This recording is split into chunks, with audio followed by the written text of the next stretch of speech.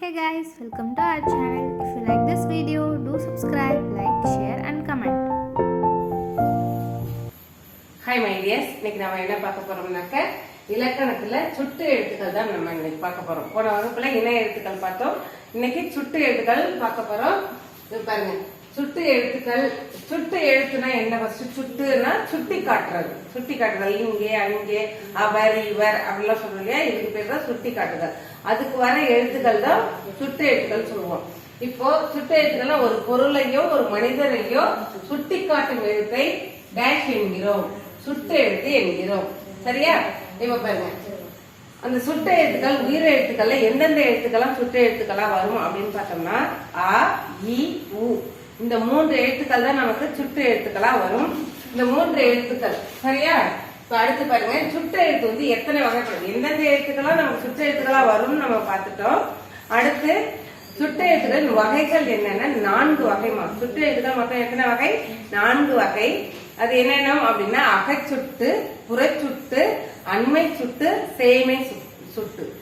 பாருங்க, உயிர் எழுத்துக்களில் நமக்கு வினா எப்படி கேட்பாங்க அப்படிங்கறத பார்ப்போம். உயிர் எழுத்துக்களில் அ இ உ ஆகிய மூன்றும் சுட்டு எழுத்துக்கள் ஆகும். இப்ப உங்களுக்கு வினா எப்படி கேட்டிருப்பாங்கன்னா உயிர் எழுத்துக்களில் டேஷ் ஆகிய மூன்றும் சுட்டு எழுத்துக்கள் ஆகும் கொடுத்திருப்பாங்க. எப்படி கொடுத்திருப்பாங்கன்னா அ இ உ ஆப்ஷன்ல இருக்கும். அடுத்து ஏ ஏ ஐ கொடுத்திருப்பாங்க. அந்த மாதிரி ஆப்ஷன் மாத்தி மாத்தி கொடுத்திருக்கும் போது நம்ம இதை நல்லா தரவா வச்சுக்கணும். சரியா? அ அங்கே, இங்கே, இவர், அவர் அப்படின்றதெல்லாம் சரியா ஞாபகம் வச்சுக்கிட்டீங்கன்னா நீங்க அழகா எழுதிக்கலாம். உயிர் எழுத்துக்கள் இந்த 3 தான் சுட்டு எழுத்துக்கள். அடுத்து பாருங்க, சுட்டு எழுத்து வந்து எத்தனை வகைப்படும் அப்படின்னா 4 வகைப்படும் சொன்னோம். அது என்னென்ன வகை அப்படிங்கறது நம்ம பார்த்தாச்சு. சரியா? இப்போ உயிர் எழுத்துக்கள்ல அந்த 3 எழுத்துக்கள் சுட்டு எழுத்துக்கள் சொன்னோம் இல்லையா? அந்த 3 எழுத்துக்களுக்கும் என்ன பெயர் அப்படின்னா அகச்சுட்டு அப்படின்னு சொல்லுவோம். என்னன்னு சொல்லணும்? அகச்சுட்டு. அ இ உ இது 3மே அகச்சுட்டு அப்படின்னு சொல்லுவோம். அகச்சுட்டுனா என்ன? இப்ப சுட்டு எழுத்துக்கள்னா ஒரு பொருளையோ அல்லது ஒரு மனிதனையோ சுட்டி காட்டு வருவதற்கு வரும் பயன்படுத்தப்படும் எழுத்து சுட்டு எழுத்து நம்ம சொல்றோம். அதுல அகச்சுட்டு அப்படின்னா என்ன அப்படின்னா அகச்சுட்டுனா அகத்தின் உள்ளே இருந்து பொருளை தருவது. அகம்னா அதாவது அந்த சொல்லின் உள்ளேயே இருந்து பொருளை தந்தால் அது அகச்சுட்டு.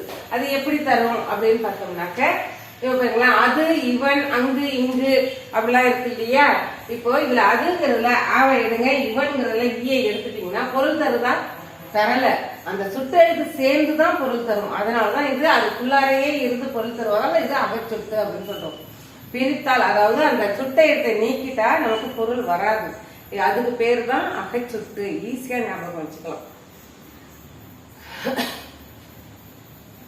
அடுத்து பாருங்க, இப்போ இத வந்து நம்ம அ ஈய பத்தி தான் நம்ம சொல்லிட்டு இருக்கோமே தவிர ஊவை பத்தி நீங்க ஒரு எடுத்துக்காட்டுமே கொடுக்கல, அதை பத்தி எக்ஸ்பிளைன் சொல்லவே இல்லையே மேம் அப்படின்னாக்க ஊ வந்து இப்ப பயன்பாட்டில் இல்லை. ஊங்கிற சுட்டெழுத்து இப்ப வந்து பயன்பாட்டில் இல்லை. அப்ப நம்ம முன்னோர்கள் வந்து பயன்படுத்தினாங்க. எதுக்கு பயன்படுத்தினாங்க அப்படின்னா அருகில் உள்ளவற்றிற்கும் தொலைவில் உள்ளவற்றிற்கும் இடையில் இருக்கும் இல்லையா? அதை சுட்டி காட்டுவதற்கு பயன்படுத்தினாங்க. அப்ப அதை எப்படி சொல்றது அப்படின்னாக்க உது எடுத்துக்காட்டு கொடுத்துருக்கோம் பாருங்க. உது, உவன் இந்த மாதிரி. இப்பெல்லாம் நம்ம அந்த மாதிரியான சொற்கள்லாம் நம்ம பயன்படுத்துறதே இல்லை, பயன்பாட்டிலும் இல்லை. அதனால இதை வந்து எப்படி கேள்வி கேட்பாங்கன்னா இன்று பயன்பாட்டில் இல்லாத சுட்டு எழுத்து அ இ உ ஆப்ஷன் கொடுத்துருந்தாங்கன்னா இவற்றில் எதுவும் இல்லை அப்படின்னு கொடுத்துருப்பாங்க 4 ஆப்ஷன்.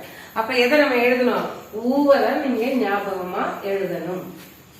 இன்று பயன்பாட்டில் இல்லாத சுட்டெழுத்து எது? ஊ.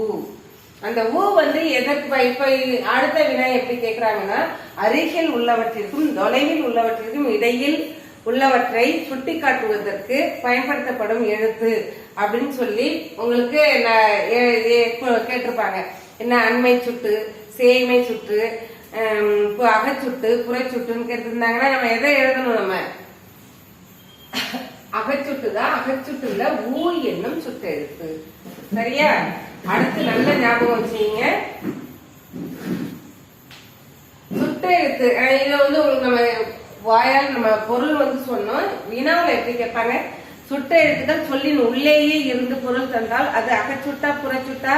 அகச்சுட்டு. நல்ல ஞாபகம் வச்சுங்க. அடுத்து பாருங்க புறச்சுட்டு. புறச்சுட்டு அகச்சுட்டுக்கு நம்ம எடுத்துக்காட்டோட நம்ம படிச்சுட்டோம் இல்லையா.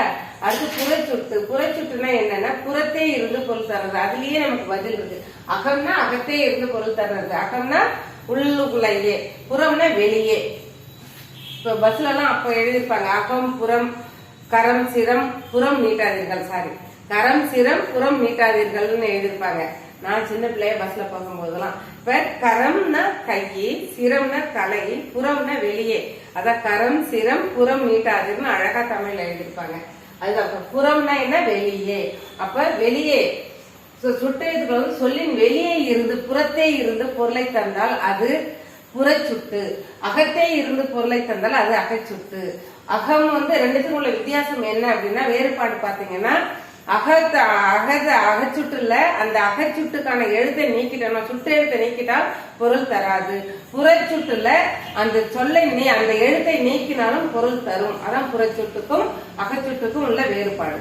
இப்ப பாருங்க, புறச்சுட்டுக்கு எடுத்துக்காட்டு நாங்க கொடுத்திருக்கேன். அவ்வானம் இன்னொன்னு கொடுத்திருக்கோம். அவ்வானத்துக்குள்ள இந்த சுட்டு எழுத்தை எடுங்க. ஆ குட்டல் வானம் இல்லையா, இன்னுள்ள ஈ குட்டல் நூல்னு வரும். அப்ப இந்த ஈ இது ரெண்டுத்தையுமே சுட்டு எழுத்தை எடுத்துட்டாலும் வானம் நூல்னு நமக்கு பொருள் தரும். அந்த மாதிரி புறத்தே இருந்து பொருள் தந்தால் அது புறத்தேன்னா அந்த சொல்லை விட்டு வெளியே இருந்து அது பொருள் தருது. ஆனா இது வந்து அந்த சொல்லுக்குள்ளேயே இருந்து பொருள் தருது. அவ்வளவுதான் வித்தியாசம் ரெண்டுக்கும். சரியா. இப்ப அடுத்து அண்மை சுட்டு. மூணாவது சுட்டு அண்மை சுட்டு. அண்மை சுட்டுனா என்ன, அண்மை அண்மையில் அப்படின்னு சொல்றோம் இல்லையா, அண்மையில் நடந்தது மாதிரி அப்படின்னு சொல்றோம். அண்மைன்னா பக்கத்திலேயே ரொம்ப சீக்கிரமா கிட்ட கையே நடந்துச்சு அப்படின்னு சொல்லுவோம். அப்ப அருகில், அருகில் உள்ளவற்றை சுட்டி காட்டும் எடுத்து அண்மை சுட்டு. அவ்வளவுதான். இப்ப பாருங்க, இங்கே, இது, அதாவது அண்மை சுட்டுக்கான எழுத்து எதுன்னா இ. அண்மை சுட்டுக்கான எழுத்து எது, இ.